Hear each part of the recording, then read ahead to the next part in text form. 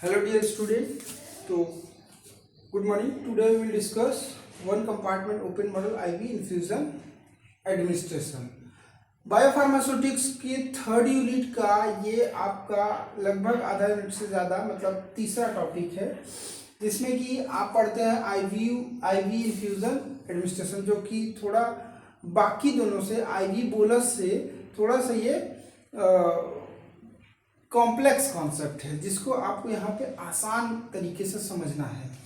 होता क्या है कि पूरी बॉडी को एक कंपार्टमेंट समझते हैं, ठीक है, पूरी बॉडी को एक कंपार्टमेंट समझते हैं और इसमें ड्रग को इंजेस्ट किया जाता है बाय आईवी इन्फ्यूज़न। इन्फ्यूज़न का मतलब होता है कि बॉटल लगी होती है, बॉटल जो पेशेंट को बॉटल चढ़ाया जाता है तो उसमें 500 ml या 300 ml की मेडिसिन होती है।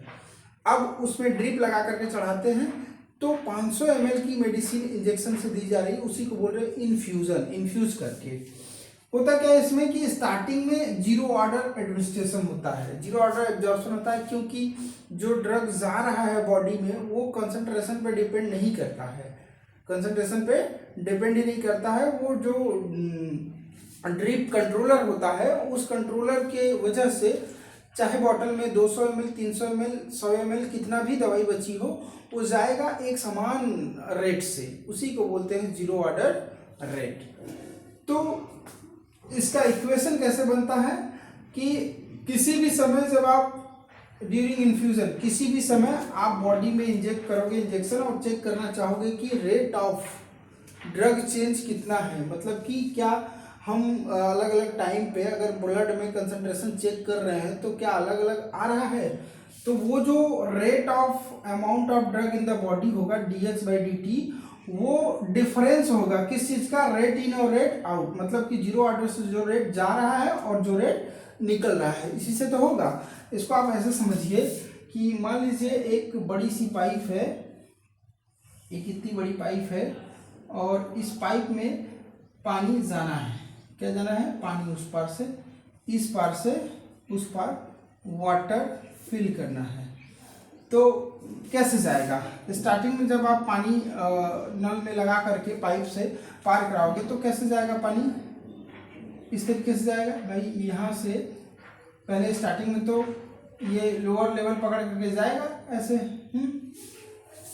थोड़ी देर बाद अब जब स्टार्टिंग में जो जाएगा वहाँ पे तो रेट चेंज दिखेगा, मतलब उस समय कुछ समय के लिए आप चेक करते हो पाइप के इस जगह पे कंसंट्रेशन तो वो अलग होगा और पाइप के इस जगह पे कंसंट्रेशन चेक करोगे तो अलग होगा, तो दोनों में डिफरेंस होगा। तो रेट टाइम के हिसाब से यहाँ पे कितना अमाउंट वाटर है और टाइम के हिसाब से यहाँ पे कितना अमाउंट वाटर है, ये रेट इन और रेट आउट से के डिफरेंस से पता चल जाएगा कि रेट ऑफ एडमिनिस्ट्रेशन क्या है। पर कुछ समय बाद एक टाइम जब आएगा ऐसा कि पूरी पाइप भर जाएगी, क्या होगी, पूरी पाइप भर जाएगी। जब पूरी पाइप भर जाएगी तो वाटर फ्लो होने लगेगा पूरे एरिया से, मतलब ये पूरे एरिया से वाटर फ्लो होने लगेगा। तो उस समय आप किसी भी जगह पे कंसंट्रेशन चेक करेंगे, वाटर का अमाउंट चेक करेंगे, वो क्या आएगा, सेम आएगा, मतलब कि जितना आप यहाँ से दे रहे हो उतना ही यहाँ पे निकल रहा है, तो कोई अंतर यहाँ पे नहीं है, ना ही इस जगह पे किसी भी पॉइंट पे आप चेक करोगे पाइप में कोई भी डिफरेंस नहीं है, मतलब वहाँ पे रेट इन और रेट आउट इक्वल हो गया। क्या हो गया, रेट इन और रेट आउट इक्वल हो गया। तो लाइकवाइज बॉडी में भी सेम इसी तरीके से स्टार्टिंग में क्या होगा कि रेट का डिफरेंस रहेगा, पर इक्वेशन तो ऐसे ही बनेगा, हम दोनों टाइम का देख लेंगे अपना। तो x = जो इक्वेशन आता है इंटीग्रेट करके, ये इंटीग्रेशन एक मैथमेटिकल प्रोसीजर है जिसमें कि ये स्टेप हमें मिलता है, ये हम अभी इसके बाद फंडामेंटल में समझ लेंगे कि कैसे इंटीग्रेशन होकर के ये स्टेप आता है। इंपॉर्टेंट क्या है कि इसके बाद फार्माकोकाइनेटिक्स क्या होता है ये समझना जरूरी है। तो यहाँ पे x = r0/ke 1 - e - ke t, ये हो गया।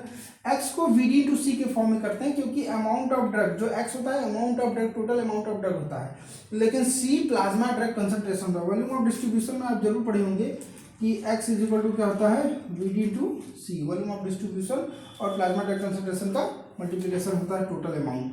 तो वी डी इंटू सी में जब हम यहाँ पे वी डी इंटू सी रखेंगे तो सी इज इक्वल टू हो जाएगा C is equal to V D को इधर ले आएंगे तो R zero upon V D into K E और 1 minus E to the power minus K E T bracket close.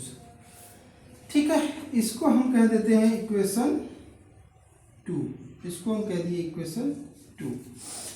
अब as time passes a point come that is called steady state. Steady state मतलब as time passes, जैसे जैसे समय गुजरेगा क्या होगा कि rate in rate out equal हो जाएगा। Rate change in the amount of drug will be 0। Rate change in the amount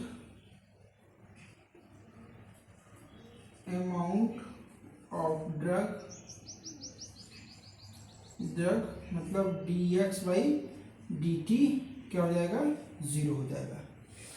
that means कि जब dx बाई dt 0 हो जाएगा तो हम क्या करें, फ्रॉम इक्वेशन 1 में देखिए जरा, फ्रॉम इक्वेशन 1 से क्या करते हैं 0 equal to R zero minus K E x, या हम ये भी थ्योरेटिकली बोल सकते थे कि rate in rate out equal हो जाता है। और मैथमेटिकली भी आप देख पा रहे हो कि के ई एक्स को इधर ला देते हैं और उधर आर जीरो, तो ये आपका हो गया रेट इन रेट आउट। इसी पॉइंट को क्या कहते हैं, स्टेडी स्टेट कहते हैं। स्टेडी स्टेट, इसी पॉइंट को हम स्टेडी स्टेट कहते हैं। ठीक है, आगे समझते हैं कि कैसे फिर हमें के ई निकालने के लिए इक्वेशन मिलेगा। तो नेक्स्ट है आपका यहाँ से स्टेडी स्टेट हमें मिल गया are zero equal to K E into x equal to R zero. तो x को वी डी इंटू सी के फॉर्म में आप कर दीजिए, यहाँ पे x को वी डी इंटू सी के फॉर्म में कर दीजिए, K E V D into C equal to R zero.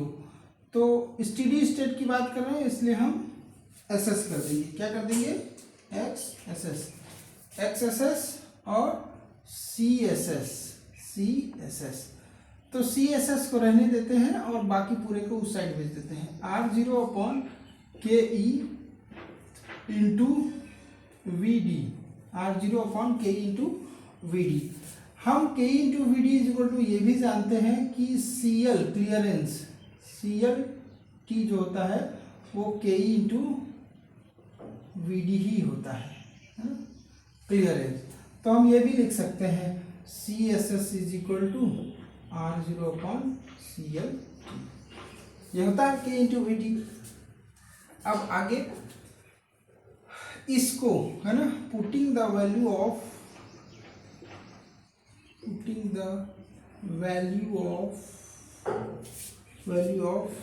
C S S into equation, किस इक्वेशन में रखेंगे, इस इक्वेशन में रखेंगे, इक्वेशन नंबर 2, इक्वेशन 2 में। तो रखते हैं ना c is equal to C S S रख दिया यहाँ पे क्या हो जाएगा सी एस एस, तो हमने रख दिया सी एस एस और 1 minus E to the power minus K E T. ठीक है, तो c is equal to multiply कर दीजिए, सी एस एस 1 में होगा तो, और minus C S S into E to the power minus K E T. इसको इधर भेज दीजिए और उसको इधर भेज दीजिए, तो सी एस एस माइनस में इधर आएगा तो प्लस में C S S into E to the power minus K E T equal to C S S minus C. तो e to the power minus K E T equal to C S S minus C upon C S S. ठीक है, now अगर आप इसको log में convert कर दीजिए तो ये आपका हो जाएगा minus K E T 2.303 equal to C S S minus C upon C S S, और ये आपका लॉग हो जाएगा क्योंकि ये एक्सपोनेंशियल फॉर्म में है, तुरंत हो जाएगा उधर। ऐसा कैसे होता है ये मालूम है आपको, जैसे अगर यहाँ पे हमने लिखा है कि 2.303 log x is equal to होता है e के पावर x, e के पावर x। तो e के पावर x है ना, e के पावर x है, तो हमने क्या कर दिया 2.303 यहाँ पे जब आप रखेंगे 2.303 तो वो इधर आ ही जाएगा, है ना। और लॉग लगा हुआ है, लॉग लगा हुआ है, लॉग लगा x की जगह पे आपका ये वैल्यू हो गया, ठीक। तो आगे क्या आता है, ये आपका बन गया इक्वेशन, ग्राफ आता है। इसके बाद आपको ये दिखाना होगा ग्राफ। तो ग्राफ में दो तरह का ग्राफ आप बनाइए, एक ग्राफ तो जो कि लॉगरिथमिक ग्राफ सेमी प्लॉट होता है, तो कंसंट्रेशन और टाइम के रिस्पेक्ट में ग्राफ बनता है। कंसंट्रेशन टाइम के रिस्पेक्ट में जब ग्राफ बनेगा तो स्टार्टिंग में क्या हो रहा है, टाइम के साथ प्लाज्मा ड्रग कंसंट्रेशन, है ना, इसको लिख दीजिए plasma drug concentration, plasma drug concentration. Time के साथ प्लाज्मा में ड्रग बढ़ रहा है, अभी स्टार्टिंग में तो बढ़ रहा है, स्टार्टिंग में बढ़ रहा है, डेटा पे एब्जॉर्प्शन बढ़ रहा है। फिर एक टाइम आएगा कि एब्जॉर्प्शन के साथ साथ एलिमिनेशन भी हो रहा है। अब एब्जॉर्प्शन एलिमिनेशन इक्वल हो गया, तो थोड़ा ऐसे बनाते हैं इसको, इक्वल हो गया, ये हो गया आपका जीरो। मतलब अब कंसंट्रेशन नहीं बढ़ रहा है बॉडी में, क्योंकि जितना एलिमिनेशन हो रहा है उतना एब्जॉर्प्शन हो रहा है। इसी पॉइंट को कहते हैं हम CSS, इसी पॉइंट को क्या कहते हैं, स्टेडी स्टेट, CSS पॉइंट, ठीक है। एलिमिनेशन को आप ऐसे दिखा दीजिए, ये हो गया। एक प्लॉट आपका बनता है लॉगरिथमिक प्लॉट, टाइम और log concentration, log CSS minus C/CSS, तो आपका ये बनेगा स्ट्रेट लाइन प्लॉट। तो स्ट्रेट लाइन में ये आपका स्लोप हो गया, slope m is equal to KE 2.303 minus में, इससे आप कैलकुलेट कर सकते हैं KE। अच्छा, इतनी बातें समझ में आ गई पूरी की पूरी कि IV इन्फ्यूज़न एडमिनिस्ट्रेशन में ये कैसे हुआ। अब इसमें आप फंडामेंटल समझिए, फंडामेंटल्स हम आपको बताने जा रहे हैं कि इसके बाद डायरेक्ट ये जो इक्वेशन आता है ये कैसे आता है, फंडामेंटल्स। तो फंडामेंटल्स के लिए मुझे इसको मिटाना पड़ेगा। आई होप कि आप लिख लिए होंगे या स्क्रीनशॉट ले लीजिए, मैं इसको मिटा रहा हूँ।